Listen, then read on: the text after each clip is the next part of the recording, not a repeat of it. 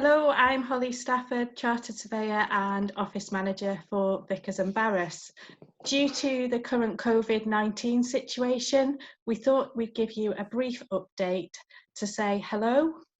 We're fully up and running and we are all still working from home.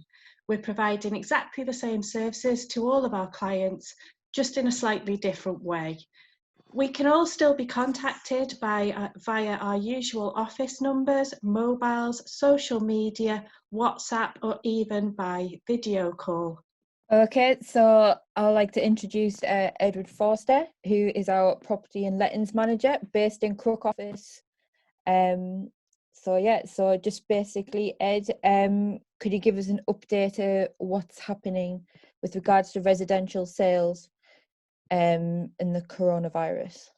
Yes, hello, I'm Ed Forster, estate agent and letting manager, like Charlotte said, from the Crook office. It's been a bit of a strange one at the moment because we were quite busy on the run up to the sort of coronavirus outbreak. Then once he started doing the lockdown, we had a lot of transactions and things which were still going on, which are still going on at the moment, even though slightly delayed. Everybody's abiding and following the government's advice. Sort of the strangest part of it at the moment, though, is we have properties on the books which we still have active applicants wanting to go and view.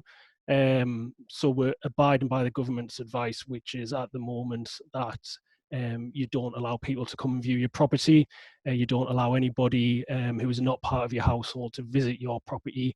And that applies not just to us coming out to arrange viewings, but it also applies to us when we come out to do appraisals. So at the moment we can't physically enter a property to do an appraisal or come and take photographs, and you can't allow anybody in to do an EPC. Now the government's made exceptions to this, but they're advising that any kind of viewings at the moment are done via video link or by other means, which is still ongoing at the moment. We have still quite a few of our vendors who are sending us videos, they're sending us updated photographs, they're giving us more information. So we have quite a good rapport with our clients there who are sending us the information when we're requesting it. So that side of it on the viewings is still going okay at the moment. Of course, listings is a bit more difficult. We are still doing desktop valuations at the moment, so we are getting a few phone calls on those, doing it by all different types of means that we possibly can.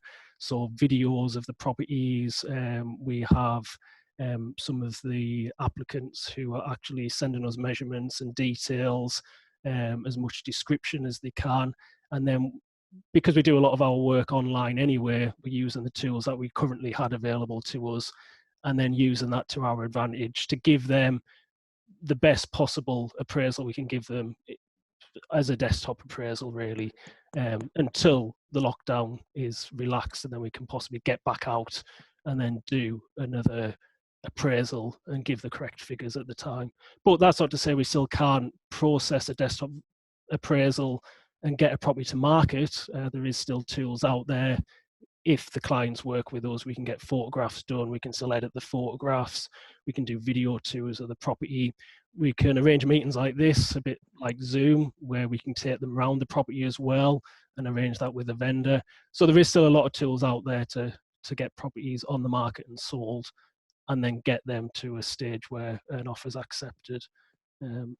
On the offer side of things, we are still selling properties.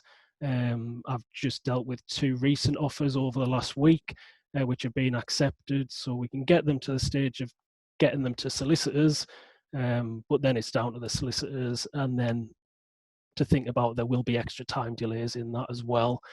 And then when it comes to exchanging contracts, there's possibly further delays, and then delays with removals and things as well.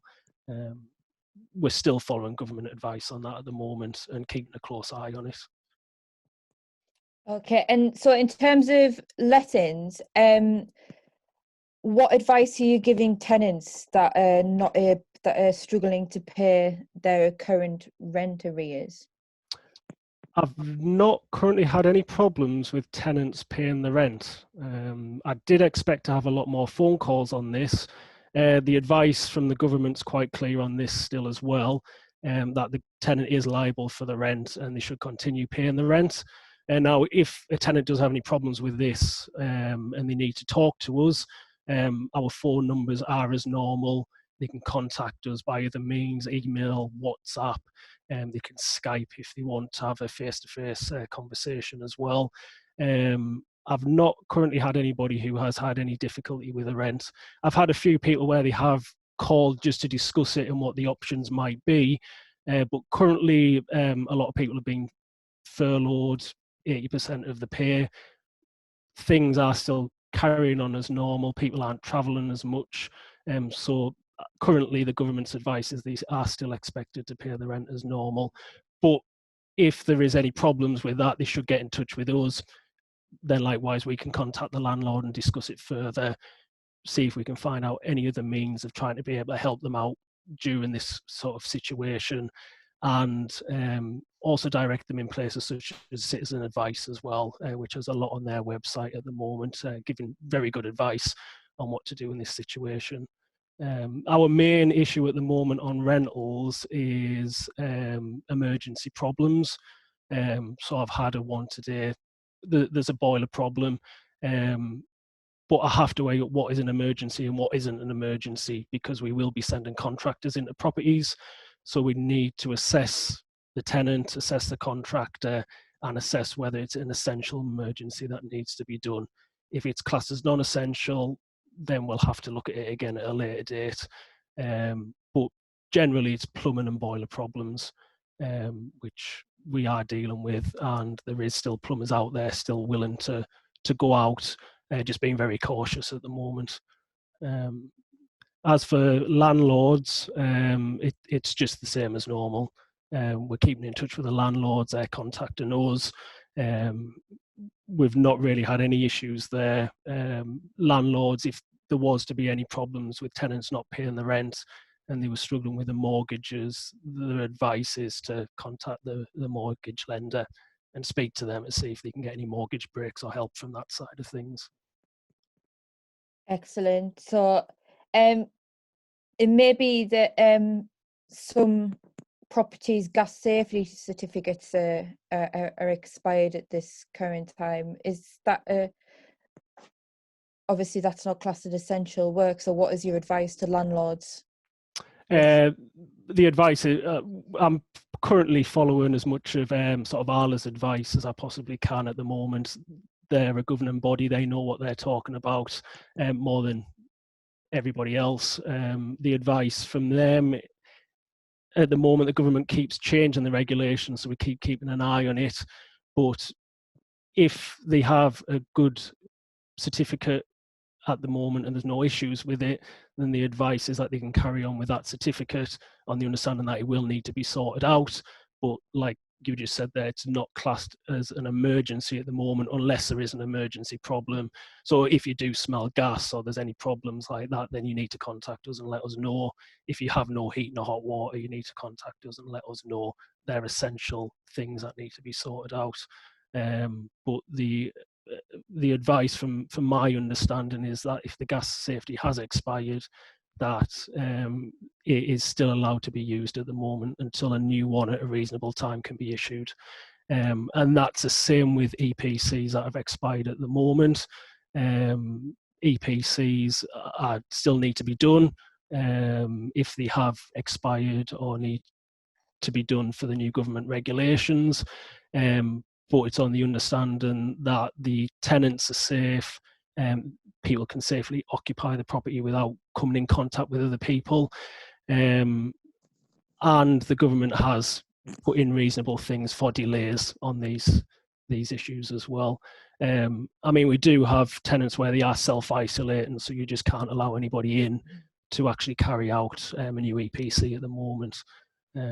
So under that circumstance, we just have to keep them to one side and then look at that again when we can get somebody in to get that done.